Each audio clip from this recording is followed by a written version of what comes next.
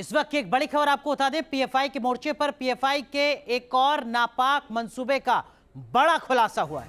PFI ने मुसलमानों से साथ आने की अपील की है। एक सीक्रेट डॉक्यूमेंट सामने आया है जिससे पीएफआई की जो साजिश है वो सामने आ चुकी है, मंसूबे सामने आ चुके हैं, जिसमें कहा गया कि अगर 10% मुस्लिम साथ दें तो कायरो को घुटनों पर ला देंगे। 2047 तक भारत को इस्लामिक राष्ट्र बनाने की साजिश पीएफआई की है, जिसको लेकर अब पीएफआई की जो कमर है वो पूरी तरीके से तोड़ दी गई है। लेकिन इस बीच पीएफआई देश के खिलाफ कितनी जहरीली साजिश लगातार रचता रहा है, इसका खुलासा हुआ है। एक और नापाक मंसूबे का खुलासा हुआ है। सीक्रेट डॉक्यूमेंट सामने आया है जिसमें पीएफआई ने ये उम्मीद जताई है कि अगर देश के 10% मुसलमान साथ आ जाएं पीएफआई के, तो फिर 2047 तक भारत इस्लामिक राष्ट्र बना दिया जाएगा। ये रिपोर्ट देखिए।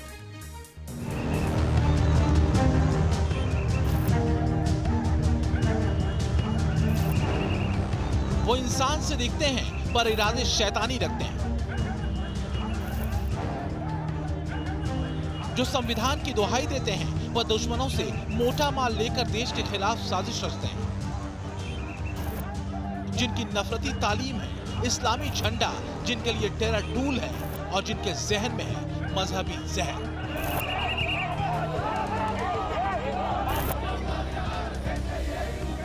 कभी सीएए एनआरसी के नाम पर, कभी जातीय दंगों की साजिश रचकर, कभी हिजाब के मुद्दे पर जो जिहादी तेजाब फैलाते हैं।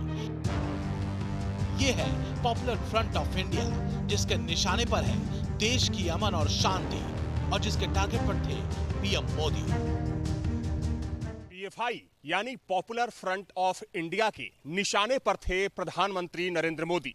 ये खुलासा हुआ है ईडी के रिमांड नोट में, जिसके मुताबिक पटना में 12 जुलाई को प्रधानमंत्री नरेंद्र मोदी की रैली में पीएफआई ने हमले की साजिश रची थी और इसके लिए बकायदा मोटी फंडिंग हुई थी।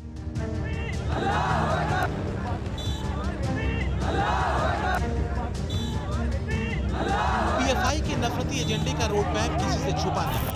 खासतौर से इस जिहादी इस्लामिक संगठन की आंखों में खटकती है देश में मजबूत होती राष्ट्रवादी लहर। आपको पीएफआई के पूरे जिहादी और दहशतगर्दी वाले एजेंडे का ब्लूप्रिंट दिखाएंगे। पहले पुणे में पीएफआई कार्यकर्ताओं की जुबान पर चढ़े गद्दारी के नारों को सुन लीजिए।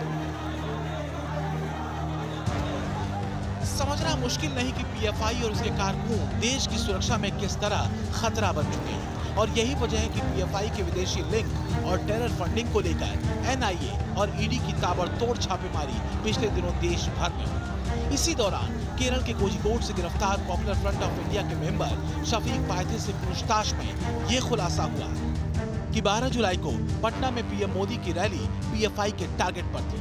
माहौल बिगाड़ने और हिंसा के लिए पूरा प्लान तैयार किया गया था। नफरती एजेंडे को अंजाम देने के लिए पीएफआई ने कुछ लोगों को ट्रेनिंग भी दी थी। ये भी पता चला है कि एक साल में पीएफआई के अकाउंट में 120 करोड़ रुपए डिपॉजिट किए गए। इसका दोगुना फंड कैश के रूप में भी इकट्ठा किया गया था। करोड़ों की ये रकम देश के अलग अलग हिस्सों के अलावा विदेशों से जमा की गई थी, जिसका इस्तेमाल जहरीले जिहाद को फैलाने के लिए किया जा रहा था। स्पेशल कोर्ट में एनआईए ने एक रिपोर्ट भी सौंपी है। उस रिपोर्ट में ये आरोप है कि पीएफआई देश में इस्लामिक राज को स्थापित करने की साजिश रच रहा था। एनआईए के स्पेशल कोर्ट में जांच एजेंसी ने यह भी दावा किया है कि देश के भीतर इस्लामिक राज का ख्वाब देख रहा पीएफआई मुस्लिम युवाओं का ब्रेन वॉश कर लश्कर-ए-तैयबा और आईएसआईएस जैसे आतंकवादी समूहों में शामिल होने के लिए बरगला रहा था। याद रखिए, पीएफआई वही संगठन है जिसके बिहार के फुलवारी शरीफ मॉड्यूल के टूटने पर खुलासा हुआ था। खुलासा ये कि पीएफआई का टारगेट 2035 तक देश के भीतर ट्रेंड इस्लामिक हथियारबंद कट्टरपंथियों की फौज तैयार करने का था।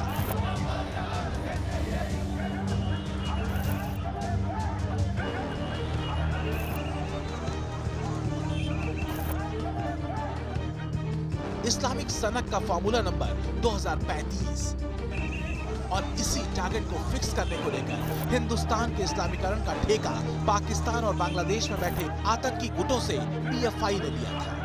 एनआईए के मुताबिक पीएफआई के आतंकी साजिश के तार देश के भीतर बिहार, बंगाल, असम और देश के बाहर बांग्लादेश और पाकिस्तान इस्लामिक आतंकी गुटों से जुड़े हुए मिले। तो समझना मुश्किल नहीं कि पुणे में पीएफआई के समर्थन में उतरे जहरीले गद्दारों की जुबान पर पाकिस्तान जिंदाबाद के नारे क्यों चढ़े?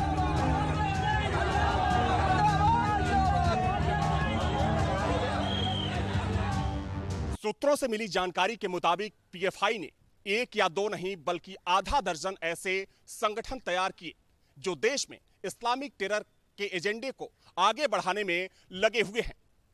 इंटरनल सिक्योरिटी ऑफिस के हाई लेवल दस्तावेज बताते हैं कि ऐसे संगठनों को प्रतिबंध से बचने और देश में इस्लामिक टेरर के एजेंडे को आगे बढ़ाने का जिम्मा सौंपा गया था।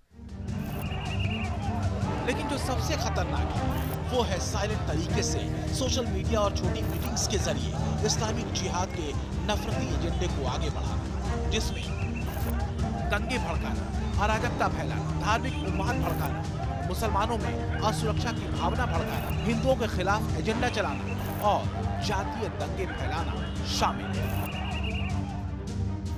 हालांकि पीएफआई अपने ऊपर लगे आरोपों को खारिज करती रही है और वो खुद के सामाजिक संगठन होने का दावा करती है, लेकिन सच्चाई ये है कि आतंकी संगठन सिमी और इंडियन मुजाहिदीन के बैन होने के बाद बड़े शातिर तरीके से इस्लामिक जिहाद पीएफआई के झंडे तले आ चुके हैं।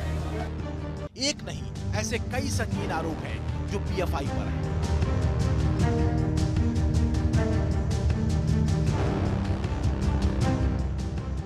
सीएए एनआरसी के विरोध के नाम पर दिल्ली में दंगा भड़काने का आरोप है। हाथरस कांड में जातीय दंगे की साजिश रचने का आरोप है। हिजाब के मुद्दे पर नफरती आग फैलाने का आरोप है और नुपुर शर्मा विवाद में नफरती साजिश जैसे मामलों में पीएफआई के अपने जहरीले एंटी नेशनल एजेंडे को अंजाम देने की बात भी सामने आ चुकी है। इसके जरिए पीएफआई की कोशिश देश को दंगों की आग में झोंकने की थी। अब वक्त हिसाब का है। जरूरी है सख्त कार्रवाई न सिर्फ इस संगठन बल्कि इसके झंडा बरदारों के खिलाफ हो, क्योंकि देश के संसाधनों का इस्तेमाल कर देश के खिलाफ साजिश रचने वालों को उनके अंजाम तक पहुंचाना जरूरी है। उम्मीद ये है कि जल्द ही एक ठोस एक्शन इस नफरती संगठन के खिलाफ देखने को मिलेगा। Team news nation.